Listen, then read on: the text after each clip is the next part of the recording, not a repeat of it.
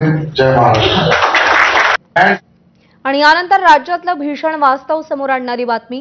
राज्यामध्ये तरुणांच्या छळाला कंटाळून तरुणी मृत्यूला कवटाळतायत। बीडमध्ये 3 तरुणींनी छळाला कंटाळून आत्महत्या केली आहे। जालन्यामध्ये तरुणांना बदनाम करण्याची धमकी दिल्यानं तरुणीनं आत्महत्या केली। महाराष्ट्रात महिला सुरक्षेचा प्रश्न दिवसेंदिवस गंभीर बनत चाललाय। प्रेमाच्या जाळ्यात ओढून तरुणींना त्रास दिला जातोय।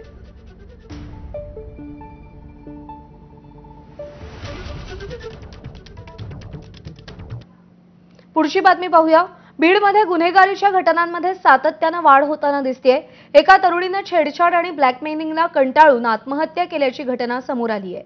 महिन्याभरापूर्वी कॉलेजमध्ये जाणाऱ्या साक्षी कांबळेनं मामाच्या घरात गळफास घेत आत्महत्या केली होती।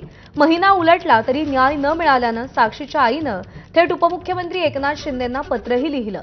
साक्षीच्या आईनं दिलेल्या माहितीनुसार आजच्या दिवशी मुलीचं लग्न ठरलं होतं, पण अभिषेक कदम नावाच्या आरोपीच्या ब्लॅकमेलिंगमुळे मुलीनं आत्महत्या केल्याचा कुटुंबियांचा आरोप आहे।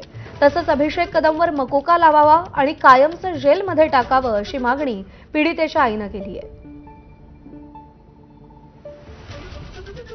माझी मागणी एवढीच आहे की त्याला शिक्षा झाली पाहिजे आणि माझ्या साक्षीला न्याय भेटला पाहिजे। 10-12 मुलं असतील बहुतेक, ह्याचेच मित्रातले टोळीच आहे ह्यांची एक, की हे काय करतात, मुलींना फसवतात, त्यांचे फोटो काढणार आणि मग त्यांना ब्लॅकमेलिंग करणं, ही त्या मुलांचं एक हीच आहे, एक रॅकेटच आहे त्यांचं। त्याच्यामध्ये 2 मुली पण शामिल आहेत। दरम्यान या संदर्भात अधिक माहिती जाणून घेत विकास माने आपले प्रतिनिधी आपल्या सोबत आहेत। विकास, या पीडितेच्या आईला अजूनही न्याय मिळालेला नाहीये, न्यायाची प्रतीक्षा आहे, काय घडलं होतं नेमकं? हो, नक्कीच बीड शहरामध्ये राहणाऱ्या साक्षी कांबळे या तरुणीने तरुणाच्या छेडछाडीला कंटाळून आत्महत्या केली होती। 14 मार्च रोजीची ही घटना आहे। मात्र 1 महिन्यानंतर ज्यावेळेस या तरुणीच्या आईने उपमुख्यमंत्री एकनाथ शिंदे यांना पत्र लिहिलेलं होतं, त्या दरम्यान ही घटना जी आहे ती उघडकीस आलेली आहे। ही जी तरुणी आहे ती बीड शहरातील KSK महाविद्यालयामध्ये शिक्षण घेत होती आणि याच महाविद्यालयामध्ये असणाऱ्या एका तरुणाच्या छेडछाडीला कंटाळून ती या ठिकाणी राहत होती। तिने घरच्या कुटुंबियांना देखील याबाबतची माहिती दिलेली होती। दरम्यान जर पाहिलं तर या मुलीचं जे लग्न आहे ते देखील ठरलेलं होतं।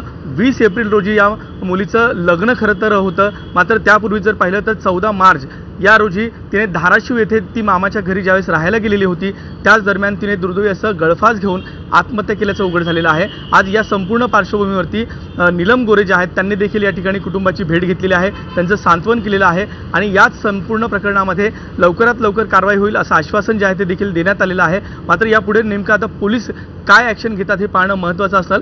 धाराशिववरनं हा जो संपूर्ण घटना आहे ती बीडकडे वर्ग करण्याच्या देखील हालचाली सुरू करण्यात आलेल्या आहेत। मात्र बीडमध्ये छेडछाडीला कंटाळून या मुलीने जी आत्महत्या केली हे निश्चितच दुर्दैवी असं म्हणावं लागतंय आणि या मुलीच्या कुटुंबियांना आता न्याय मिळाला पाहिजे अशी देखील मागणी आता सध्या केली जाते।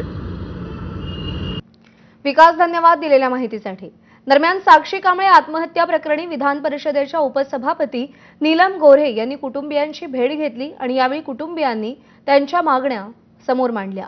महाविद्यालयातील तसंच शाळेतील तरुणींना कोणी त्रास देत असेल तर त्याची गाठ महाराष्ट्र पोलिसांशी आहे, अशा पद्धतीने त्रास होत असेल तर तात्काळ पोलिसांकडे तक्रार करावी असं आवाहन गोरेंनी केलं।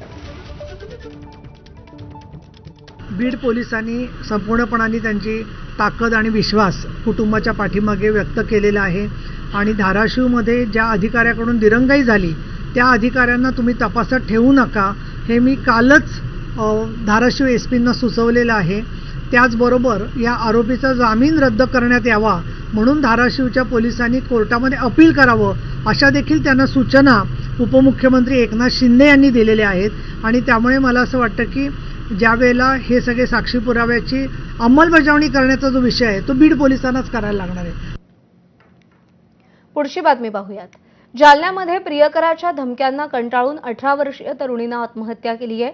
भोकरदन तालुक्यातील फतेपूर गावातली ही घटना आहे। प्रियकराच्या घरी तरुणीचा मृतदेह आढळल्यानं खळबळ माजली आहे। आरोपी विशाल